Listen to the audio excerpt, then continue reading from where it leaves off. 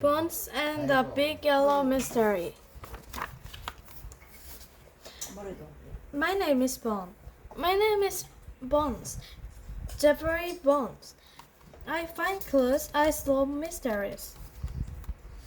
One afternoon, I took my detective bag and went with Grandpa to the shopping mall.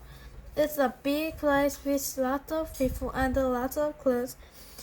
We went to the corner store. I took detective powder from my detective bag and sprinkled some on the door. Hey, look, I said. Fingerprints. Lots of fingerprints. Don't look for clues, Grandpa told me. Look for shards. I can do that, I said. I can lean now, so it's easy for me to find things. I laid the signs. Signs are clues. Follow me, I said, and the Grandpa did. Look, I said. Lots of shards. I only need one, Grandpa told me. I found him the best one. It had pockets. It has straps and pockets. My name is Bones, Jeffrey Bones. I find clues. I find shards. Let's not go home, I said.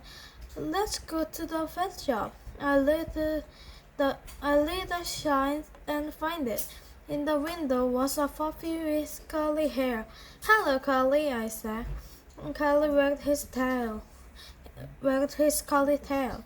I took my dead man disguise from my detective bag. I put it on and worked back and forth. Curly followed me.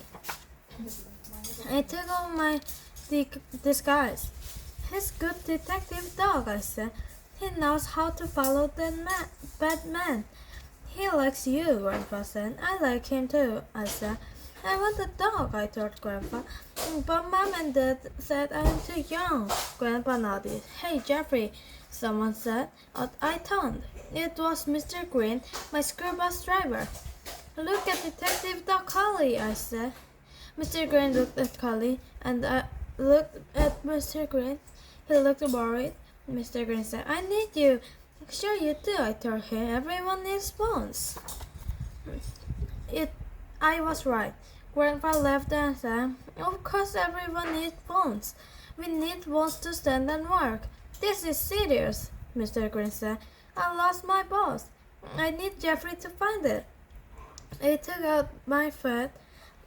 The big yellow one with wheels? I asked. Yes, Mr. Green said. I wrote big yellow and wheels on my fat. A bus is a big thing to lose. I told Mr. Green, but don't worry, I find things. I find your bus. Maybe someone stole it, Mr. Green said. Maybe someone did, I told him. And maybe not. I showed him my pet. I already have 3 clues, big yellow and wheels. I asked Mr. Green to show us where he left his bus. Sure, he said. Come with me. Took out the magnifying glasses. We make little things big. It helped me find the clues, even little clues. We followed Mr. Green to the parking lot. I left the light there, he said.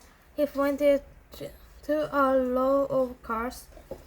It took up 4 spots. I looked through my magnifying glasses. I didn't see a bus, but I did see lots of cars. These cars are so big, I said. Put away your glass. Grandpa said, Oh, with my glass, the cars were not so big. Hey, I said, and pointed. That's Grandpa's car. I was right. But what about my boss? Mr. Green asked. It's not here, I said. I was right about that too. What did you do? I asked Mr. Green. After you parked your bus, he pointed to the corner store. I went in there, he said, and brought these shirts. It was a green striped shirt. Green for Mr. Green, Grandpa said. He laughed. I didn't. Green shirt, I wrote on my pad. I had lots of clues, but no big yellow bus. Show us where you brought the shirts, I said. We followed Mr. Green. We walked into the store, and Mr. Green said, "The men's shirts are just just coats and shoes." "No," I said. "Look at the signs. Signs are closed. The shirts are right here." "Oh, yes," Mr. Green said. "After I bought this shirt, I went to the parking lot, and my bus was gone." I looked at Mr. Green. He looked at me. "Well," he asked, "can you help me find my bus?" "Well," I said, "I found shirts. I found the pet shop and Carly. Will I find Mr. Green's big yellow bus?" I needed to think. I needed to know more. "You couldn't find your bus," I said. So you look for me?" "No," Mr. Green told me. "I looked for our telephone. I called my boss and told him I had lost my boss." We followed Mr. Green to the telephone. "I worked here and saw you," he said. We were near the pet shop. Collie saw me and wagged his collie tail. I looked at my pet. I looked at the clothes, big yellow wheels and green shirts. I thought about the missing bus. I walked back and forth. Sometimes that helps me think. Collie walked back and forth too. Collie was thinking too. I walked to the telephones. Collie left the pet shop window. The pet shop door was open. Collie walked out. "Hey," I said. "What are you doing here?" Collie wagged his curly tail. "Hey," I said. "Go back to the pet shop." Collie barked and wagged his curly tail. "Go back," I told Collie. "Go back the way you came." Grandpa took Collie back the way he came. "What about my boss?" Mr. Green asked. I thought about Mr. Green and I thought about Collie. Just then I did it. I solved the mystery of the big yellow boss. "Let's go back." I smiled and told Mr. Green. "Go back the way you came," Mr. Green said. "But that's what you told Collie, and that's what you should do," I said. Mr. Green didn't understand. "Follow me," I said. Mr. Green followed me into the corner store. "You brought a shirt here," I said. "Then you went out that door to the parking lot." "Yes," Mr. Green said. "And my boss was gone." "But you didn't came into the door," I told him. "You came in over there." I pointed to a different door. "When you came in, you walked past the shirts, coats, and shoes. Now let's go back the way you came." Mr. Green followed me past the suits, coats, and shoes and through the door. We walked outside, and there in four parking spots was his big yellow bus. Thank you," Mr. Green said.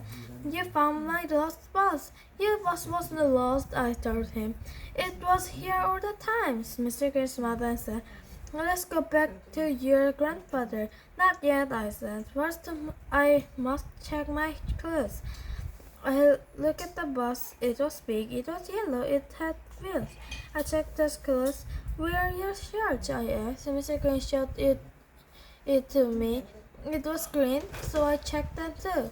I put my detective hat in my detective bag with all my detective things. "Now we can go," I said. "I have solved the mystery of the big yellow bus." Mr. Green took me to Grandpa. Grandpa was outside the pet shop with Doggo, Duckfoot, and Collie. "Collie is coming home with me," Grandpa said. "I'm not too young to have a dog. I'm not too young for anything." Collie wagged his curly tail.